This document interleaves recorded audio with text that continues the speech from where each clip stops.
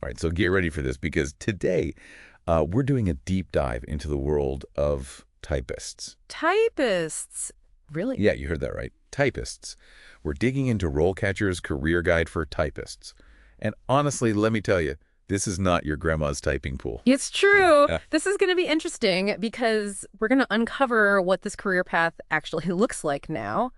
And you might be surprised. Yeah, because when you hear like typist, you probably think of like, I don't know, rows of desks with those old clackety typewriters. Right. But what we're going to do in this deep dive is we're going to uncover like all the hidden layers of this job, the skills, the tech, like the potential to move up even. Yeah, and how it all connects to like the bigger picture of work, like Yeah. for example, typing speed and accuracy, that's obviously important, and the guide mentions that a lot, but then it gets really interesting. Oh, okay. Tell me more. Like what kind of interesting are we talking Yeah. about? Well, it's not just about, typing what you see. The guide talks about decoding handwritten notes, formatting those really complex reports, transcribing audio. It even mentions stenography. Stenography. Okay. Hold on now. That's kind of cool. Like, are we talking courtroom drama level stenography?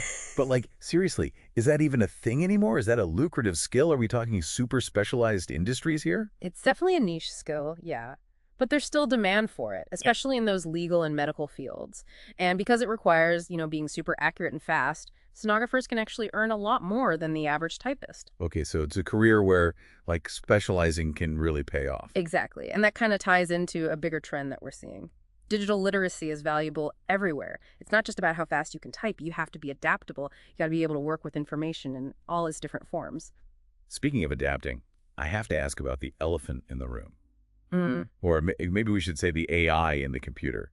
Because RoleCatcher is using AI in a really interesting way. Totally. They're really at the forefront of how AI is changing how people are finding jobs. Their whole platform is a great example of that. Okay, well, for those of us who haven't encountered this yet, what does that even look like? How are they using AI to help people find jobs? So one thing they do is they use AI to help, create a resume that's tailored to you. Like they analyze job descriptions, really detailed breakdowns of what the employer is looking for. They're sometimes called job specs.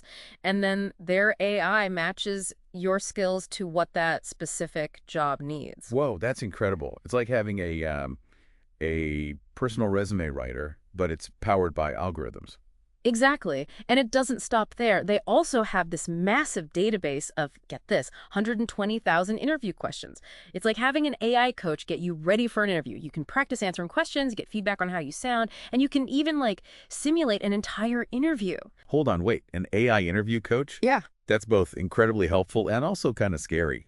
But before we go too far down the AI rabbit hole, what about the actual career path of a typist? Because you mentioned different like levels, right? From entry level all the way up to the senior typist. Is that even a real thing? A senior typist? It is a real thing. It's not a dead-end job. You can actually move up. And the more experience and knowledge you get, the more money you can make. Like the guide says that the average typist who's just starting out makes about $35,000 to $40,000 each year. But that can go up a lot as you keep working and moving up. Okay, now that's what I'm talking about. So Yeah. what does that like progression look like? Yeah. What's the difference between, say, an entry-level typist and a senior typist? Well, think about it like this.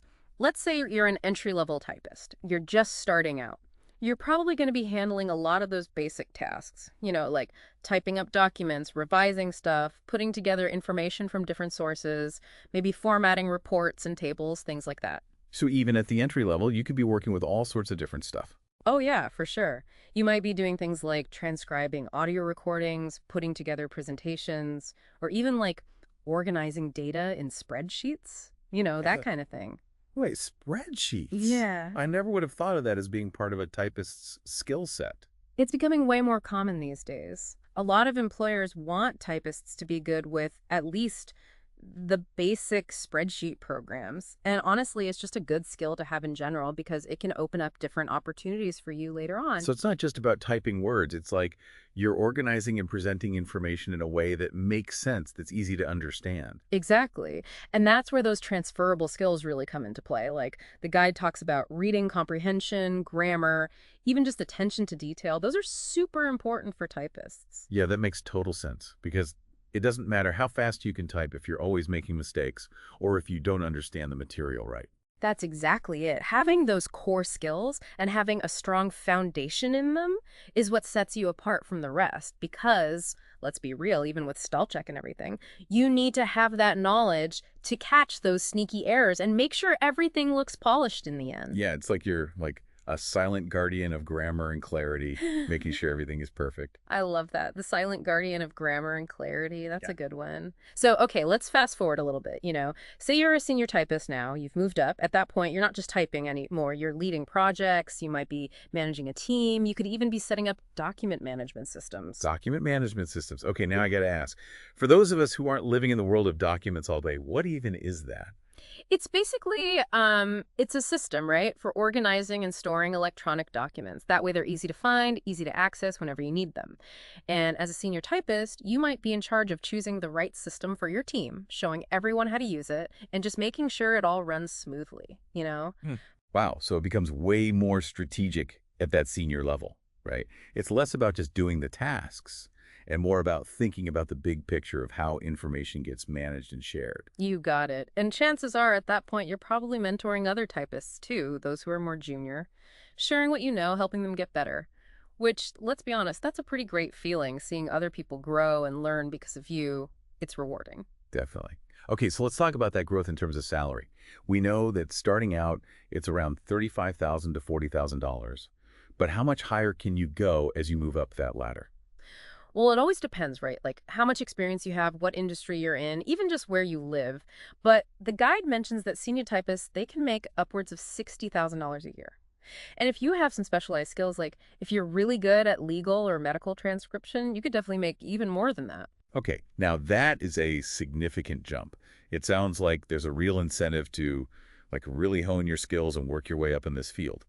But what about people who aren't really interested in like climbing the corporate ladder? Yeah. What if you're happy just typing away, but you want to make sure you're not like falling behind?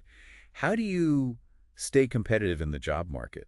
That's a great point. And you know what? The guide actually talks about that too. They emphasize how important it is to always be learning, especially in this kind of job where technology changes so fast. So it's not just about learning the software that's being used right now. It's about always looking ahead, being ready to adapt to whatever's next. Exactly. And there are tons of ways to do that. RoleCatcher, they recommend taking online courses, going to workshops, even just like keeping up with industry news and what's trending, that sort of thing. And I bet having a solid portfolio of your work is helpful too, right? Oh, absolutely. That's one of the first things that potential employers are going to want to see. They want to see like real examples of what you can do, the stuff you've worked on. So if you're applying for a job where you're going to be transcribing audio, you'd want to have samples of your transcription work ready to show them. Exactly. It's the same thing for any other special skill you might have. Like if you're good at formatting legal documents or creating those really nice presentations, having a portfolio that shows off all of that, that's what's going to make you stand out.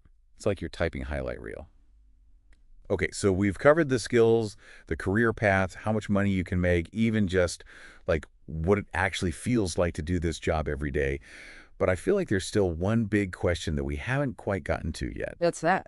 Well, with all this talk about AI and automation taking over, like, what happens to typists? Is this a job that's just going to disappear? Or is there a way for it to survive, to change with the times? That's the question, isn't it? It's something that a lot of people are wondering about right now. But before we go full fortune teller and try to predict the future, let's take a step back for a minute and look at the bigger picture. Okay, yeah, let's zoom out for a second. So here we are talking about the future of typing.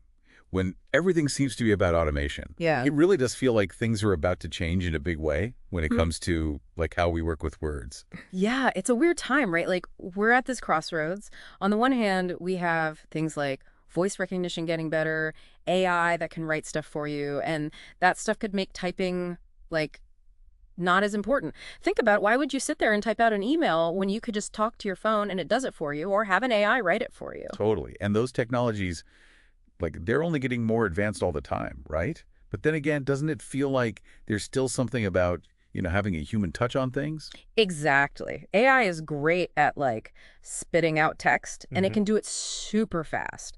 But can it really get that, I don't know, that creativity, the nuance, those little details that a person can bring to the table? I don't know. Yeah, that's what I'm wondering. Can AI really understand things like tone, you know, or how to write in a certain style to make it effective? Can it get the context of what you're trying to say and then make sure it's all clear and correct and easy to understand? Those are the questions, right? And honestly, right now, I don't think so. Not really.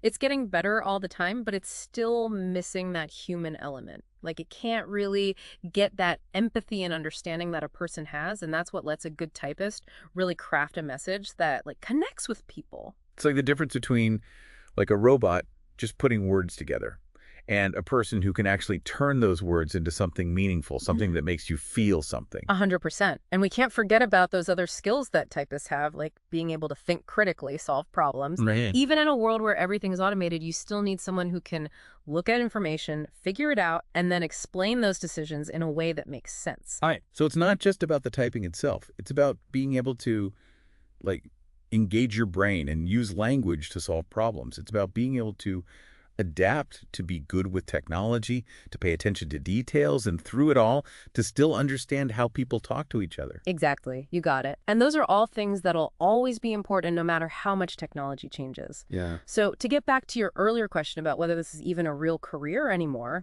I think so, definitely. It might not look the same in a few years. It might use different tools, but those core skills, those will always be valuable. Okay. Well, that's good to hear.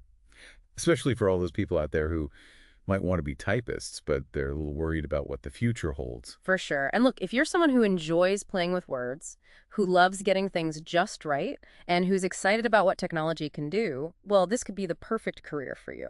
It definitely seems like a field with a lot more to it than you might think. I know I learned a lot about a job that, honestly, I thought I knew everything about. That's what I love about doing these deep dives. We get to dig into these things and realize, wow, there's always more to discover.